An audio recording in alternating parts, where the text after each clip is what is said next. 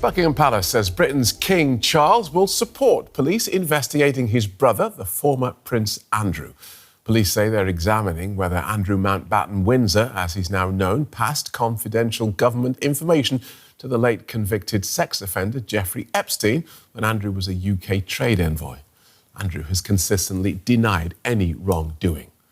Well, before the King's statement, the Prince and Princess of Wales gave the first public reaction regarding the Epstein scandal. The royal spokesperson said that William and Kate's thoughts remain focused on the victims of the late sex offender. Despite new photos and emails concerning the former Prince Andrew and his close links to Epstein, senior royals have previously avoided making public statements about the files released by the US Justice Department. Well, Richard Fitzwilliams is a royal commentator and joins us from London. Welcome to DW.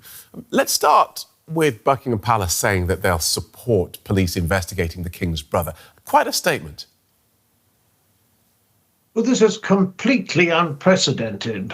What makes it so extraordinary is that this is on the first day of a very important visit by Prince William to Saudi Arabia. He'll be seeing Crown Prince Mohammed bin Salman, and this is important, of course, for investment, trade, sustainability, and the like. I mean, that the palace should do anything at all to detract from the seriousness of this visit, well, that certainly you wouldn't have had in the past. But then, of course, the Epstein files not only could, with the disgraced former ambassador to Washington, Peter Mandelson, completely discredited, he could possibly bring down Prime Minister Sir Keir Starmer on the one hand. On the other hand, the main thrust of allegations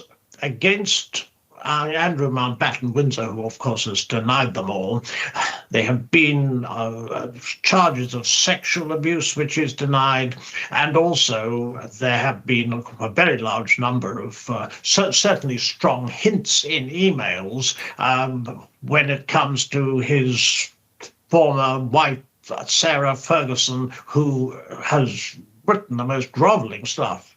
What has electrified Britain on this particular issue is the thought that confidential reports during the period that he was United Kingdom trade envoy, 2001 to 2011, he went to China, to Vietnam and so forth, that they were sent apparently to a deceased paedophile, Jeffrey Epstein. I mean, he even apparently made suggestions as to where Epstein could invest in Helmand province in Afghanistan. Now, that is absolutely disgraceful. The whole thing is completely unbelievable, really, and an absolutely bizarre mess. But one recalls there are two police investigations at the moment. One of them deals with an alleged trafficking of a woman by Epstein to Britain to be with Andrew for a night at Royal Lodge. There also is the possibility that the attempts that he's made to involve Epstein in his trade envoy job, that those, in point of fact, will be traced by the police, and another possibility of a case by a stripper based in the United States. The whole thing is utterly surreal. So here's the thing, right? You say it's unprecedented, and for the King to make this sort of statement when he's supposed to be flying the flag for Britain. Let me put it to you that the King had no choice. Let me put it to you that this story is so big and the media so non-compliant, now that we have a world in which there is social media, that he could not have gone anywhere, the King, and not address this. We've heard him being heckled on a couple of occasions about what he knew about what his brother was up to. He had to face this head on. Absolutely, he had to. And in fact, it's a great pity that it wasn't done before, because obviously in Buckingham Palace, there are reports that Epstein and Andrew, this may have taken place. I cannot certify that it did, dined with models there. I mean, are there records of that? Can this be traced? And so, yes, you're absolutely right. He had to address it head on. And also, the Prince and Princess of Wales put out a statement stressing support for the victims. And that, of course, is absolutely pivotal. To what extent, of course? Let me just break in there, because I think that's quite interesting.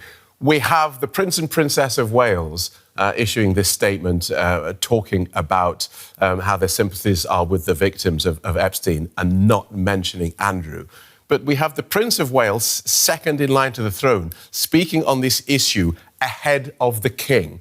Even tell me about precedent there, because it strikes me as odd that the youngster speaks about an issue before the head of the firm, as it were. Yes, I think you're absolutely right. I think it is it's unprecedented. It really is odd. It's also showing that I think the palace are very unsure how to deal with this. And the reason is clear. This has been stretched over a period of years. Andrew was in the Navy for over 20 years, then 11 years special trade representative. He had to resign, and in 2019, following a catastrophic interview on Newsnight, Queen Elizabeth stripped him of patronages, and he retired as a working member of the royal family. Subsequently, last October, Prince Charles, now King Charles, took away his titles. Yes, it has to be dealt with, because we must ask, has he broken the law? Can this be proven? Will he be the police investigating? Will this lead to an arrest? Let me put to you something that I've just been reading from the palace statement that King Charles. So King Charles didn't speak directly. A palace spokesperson said, "The King has made it clear in words and through unprecedented actions his profound concern at allegations which continue to come to light in respect of Mr Mountbatten-Windsor's conduct. If we are approached by Thames Valley Police, we stand ready to support them, as you would expect." So that sounds like an invitation to the police to come and ask what the King knew, when, and what he did about it. Is that how you read it?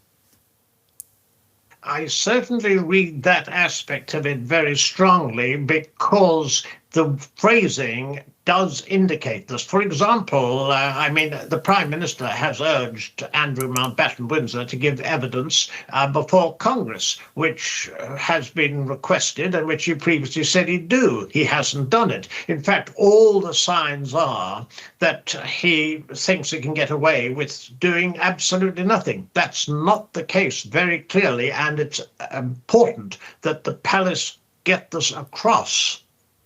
Thank you so much for joining us, royal commentator Richard Fitzwilliams. Thank you.